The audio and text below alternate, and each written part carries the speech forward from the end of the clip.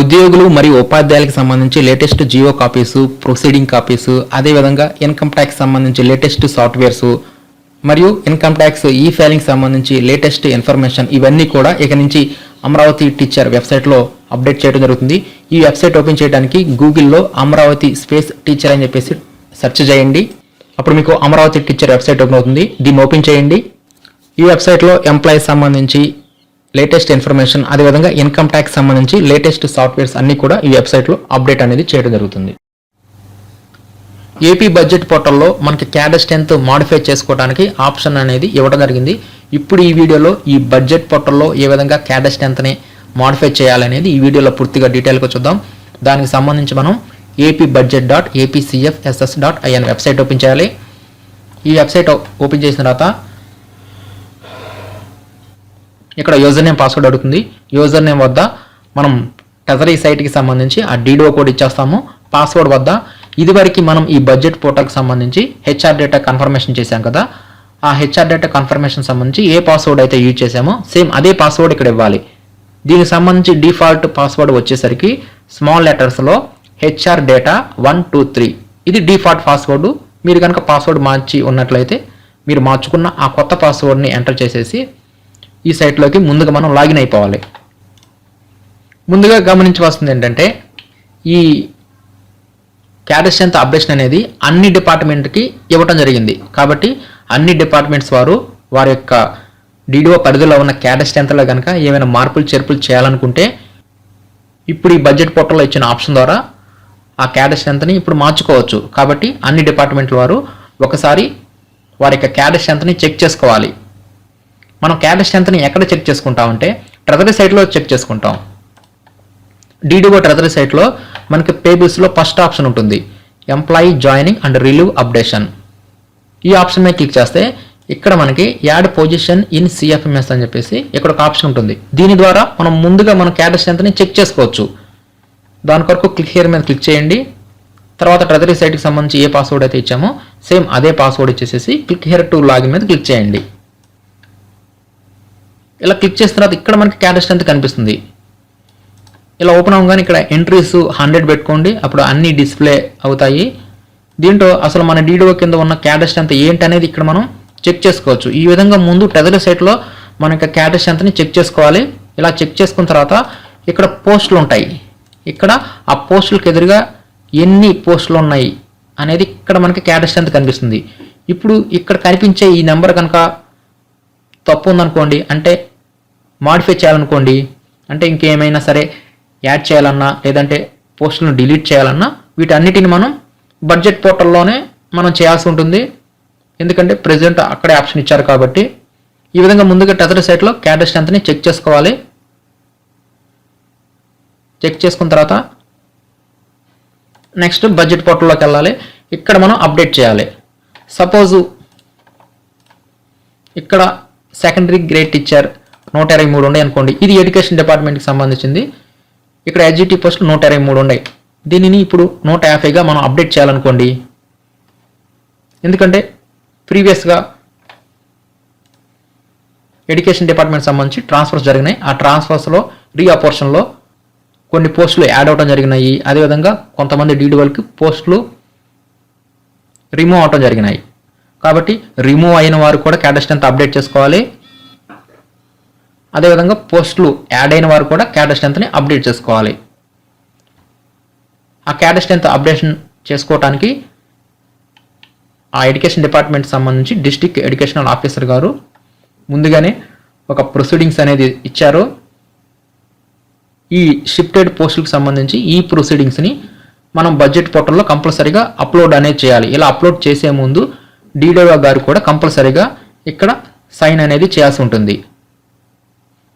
అంటే ఈ షిఫ్టెడ్ పోస్టులకు సంబంధించి ముందుగా ప్రింట్అవుట్ తీసుకోవాలి. ప్రింట్అవుట్ తీసుకున్న తర్వాత వాటి మీద ప్రెజెంట్ డీడీఓ గారు సైన్ చేయాలి.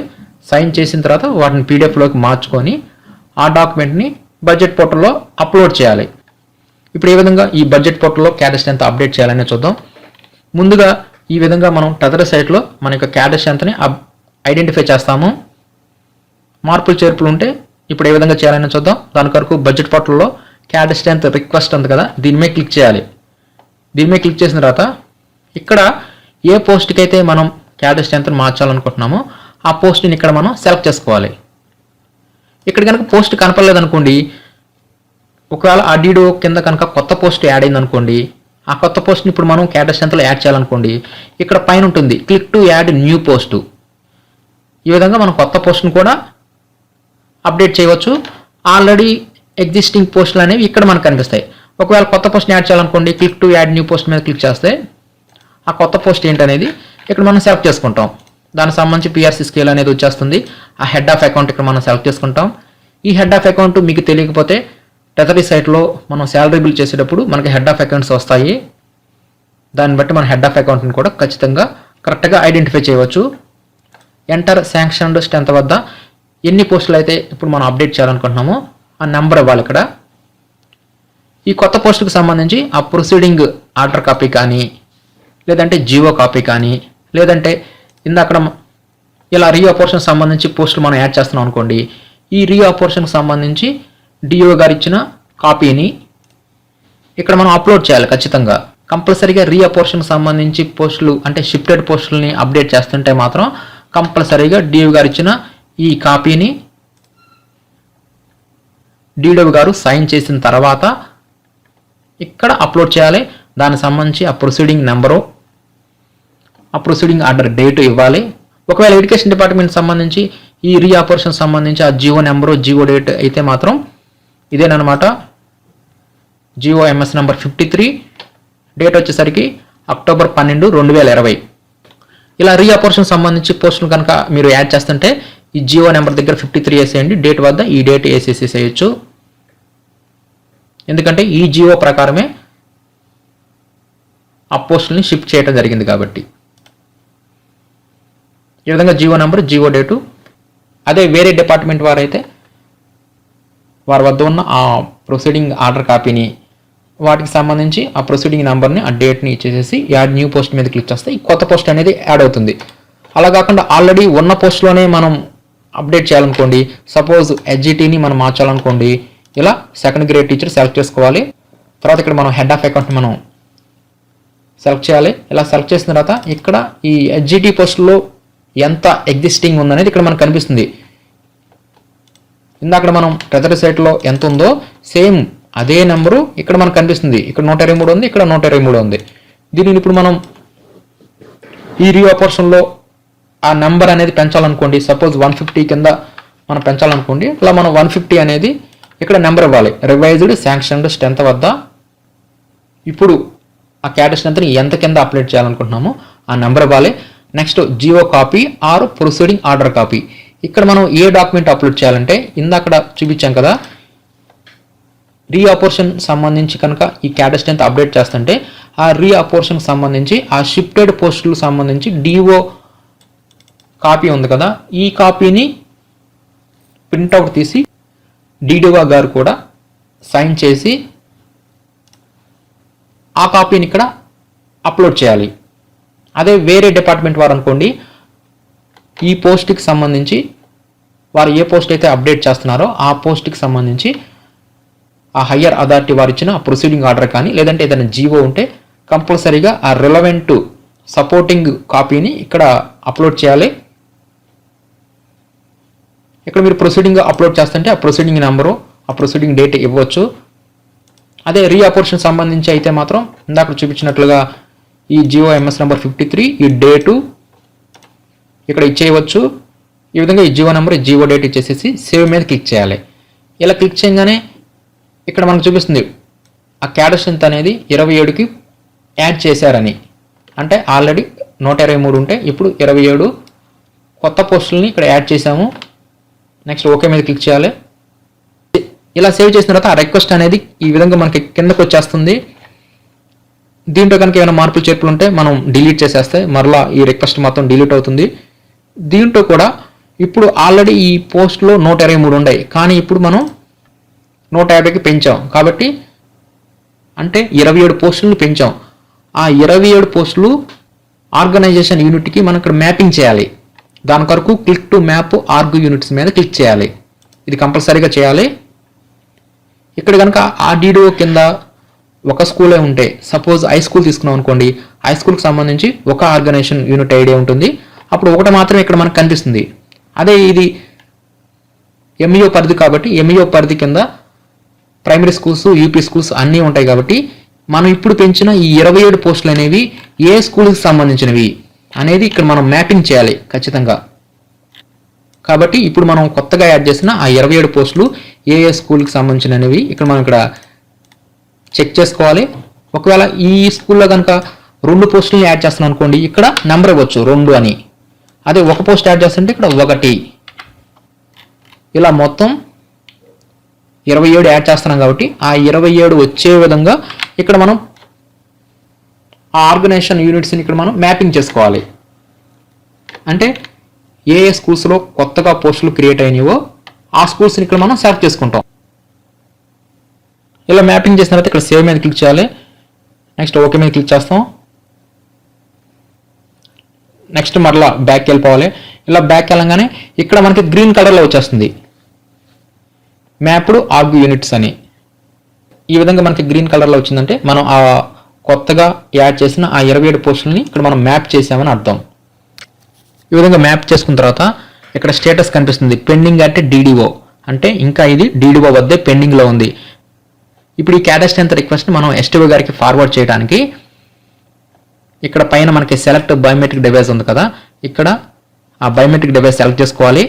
అంటే మన వద్ద ఏ బయోమెట్రిక్ డివైస్ అయితే ఉందో ఆ బయోమెట్రిక్ డివైస్ని సెలెక్ట్ చేసుకోవాలి. అదేవిధంగా ఇక్కడ చెక్ చేసుకోవాలి మనం ఏ రిక్వెస్ట్ అయితే మనం ఎస్టీఓ గారికి ఫార్వర్డ్ చేయాలనుకుంటున్నామో ఆ ట్రాన్సాక్షన్ ఇక్కడ మనం చెక్ చేసి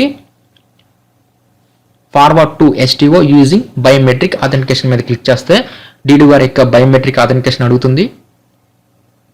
డిడిఓ గారు బయోమెట్రిక్ అథెంటికేషన్ వేస్తే ఎస్టీఓ గారికి ఈ రిక్వెస్ట్ అనేది పంపించడం జరుగుతుంది. తర్వాత ఎస్టీఓ గారు కూడా వెరిఫై చేసి మనం అప్లోడ్ చేసిన ఈ సపోర్టింగ్ డాక్యుమెంటు సరైనదే అయితే అప్పుడు ఎస్టీఓ గారు అప్రూవ్ చేస్తారో, లేదంటే ఎస్టీఓ గారు మరలా రిజెక్ట్ చేసే అవకాశాలు ఉన్నాయి.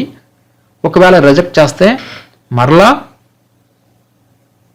ఈ విధంగా బడ్జెట్ పోర్టల్లోకి వచ్చేసి మరలా ఇంకొకసారి అనేది మనం రిక్వెస్ట్ అనేది ఎస్టీఓ గారికి పంపించాల్సి ఉంటుంది.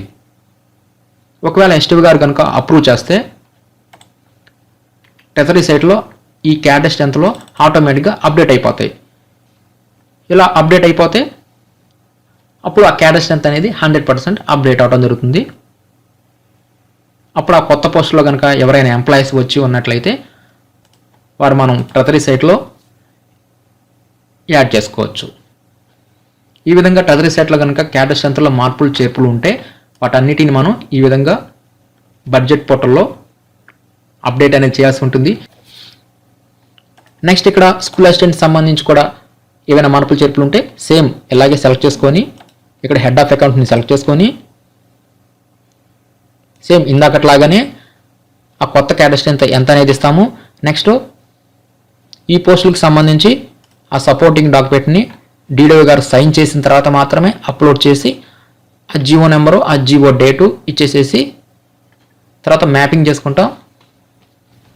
ఈ విధంగా ఆ డిడిఓ ఆఫీస్కి సంబంధించి ఎగ్జిస్టింగ్ క్యాడర్ స్ట్రెంత్లో కనుక ఏమైనా మార్పులు చేర్పులు ఉంటే ఒకవేళ పోస్టులు తగ్గాయి అనుకోండి, ఇక్కడ 16 ఉండయి, ఒకవేళ 2 తగ్గితే అప్పుడు మనం ఇక్కడ 14 ఇవ్వచ్చు. ఈ విధంగా పోస్టులు పోయినా మనం నెంబరింగ్ అనేది తక్కువ ఇవ్వాలి. ఒకవేళ యాడ్ అయితే ఎన్ని యాడ్ అయినవో అన్ని ఎక్కువ ఇవ్వాలి. ఈ విధంగా బడ్జెట్ పోర్టల్లో మనం క్యాడర్ స్ట్రెంత్లో ఏమైనా మార్పులు చేర్పులు ఉంటే ఈ విధంగా మనం అప్డేట్ అనేది చేయాల్సి ఉంటుంది. ఫ్రెండ్స్, ఈ వీడియో మీకు నచ్చితే లైక్ చేయండి, షేర్ చేయండి, సబ్స్క్రైబ్ చేసుకోండి. నేను వీడియో అప్లోడ్ చేయగానే ఇన్స్టెంట్గా అలర్ట్ పొందడానికి బెల్ సింబల్ ప్రెస్ చేసి ఆల్ సెలెక్ట్ చేసుకోండి.